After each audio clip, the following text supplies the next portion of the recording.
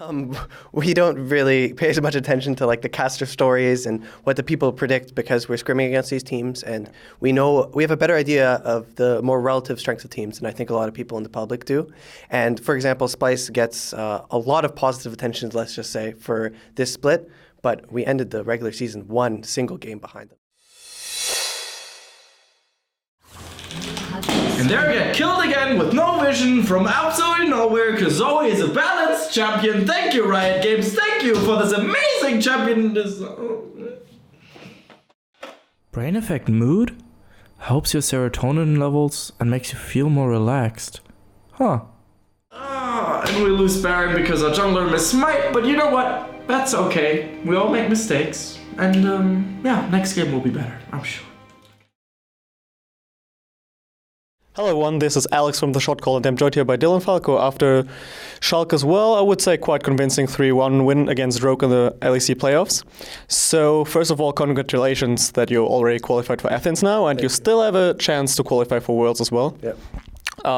So overall, like, what is your take on the games today? It was convincing, but at the same time, this I think was a really close series. Game 3, for example, it was one quirky Valkyrie away from us losing the game. I thought we were favorites coming into this match for sure, but we practiced first row quite a bit throughout the split, and we think it would have. I thought it was going to be close. I knew for sure it was like a relatively even matchup, and just hoped that we had the better plans and better play today. Yeah. You said it was pretty close, and you predicted it to be close. And actually, most predictions we saw today were on Rogue. While when Rogue played against Splice, most predictions were still on Splice, but they kind of built up the hype. So how did you deal with that? Did you really think that they were a strong contender, or did you still see you ahead technically? We don't really pay as much attention to like the caster stories and what the people predict because we're scrimming against these teams, and we have a better idea of the more relative strengths of teams than I think a lot of people in the public do. And for example, Splice gets a lot of positive attention, let's just say, for this split, but we ended the regular season one single game behind them. It's not like we were far away from them in the split. So we considered us as like one of the top 4, if not top 3 teams. Yeah, and you have been very consistent throughout this split. Yeah. Other than the last split, for example, what were like the main learnings you took away from the last split? It was definitely a learning split in Spring Split. It was Abedage's first split as a professional player. We had a different jungler player as well. And just learning how my players play, learning what sort of champions they excel at, what sort of style like is going to let us achieve the greatest heights, how to prepare for matches. Like this entire system, because it was a completely new roster, had to be created. I still think that we were quite good in Spring Split, and we could have made a playoff run had things gone a bit differently, like similar to this one. But there was just too many, I think, errors in preparation and errors in game. So now you've reached the finals in Athens.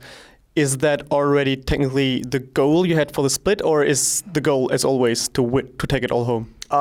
Our goal is to go to Worlds. This is something that we had coming into the split, and we've reminded ourselves nearly every week. And I think we're probably one of the most try-hard teams when it comes to the specific goal of going Worlds. Obviously, Fnatic and G2, I believe, already have locked Worlds, almost locked Worlds. I actually think, Fnatic still technically couldn't if we win the split, but they are very likely to go to Worlds. Yeah. So. Whereas Athens, I would love to win it, and I think actually we can.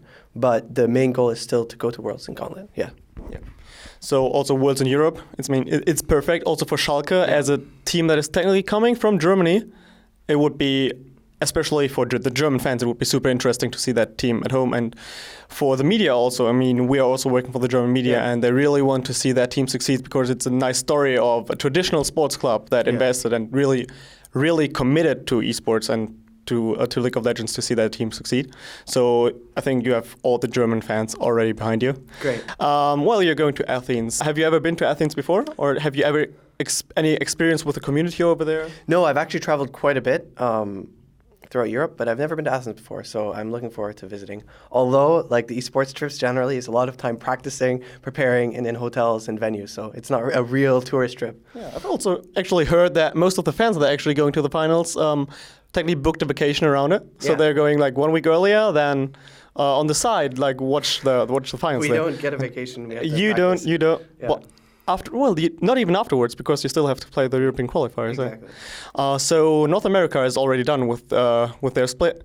You probably followed that as well, as you're from Canada yourself. Yeah. So how do you rate the North American teams in comparison to the European teams? I think Team Liquid is quite good, and C9 actually played pretty good in the finals.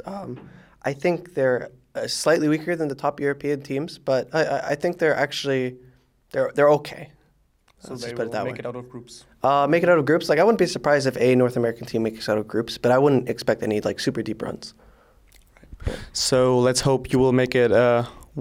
Probably to the finals maybe in Athens, and then hopefully also to Worlds. A hashtag to round up the interview? Do you have one? I mean, Nulfear would be a little Okay. bit boring, right? I mean, We can do hashtag no fear. It's fine. yeah. Okay, hashtag Nulfear. Thank you very much for your time, and follow Dylan on Twitter, follow Schalke on Twitter. I mean, they're putting out some great hype content lately, because, I mean, they're going to Athens. They might go to Worlds and represent Europe. So thank you for watching, and see you next time.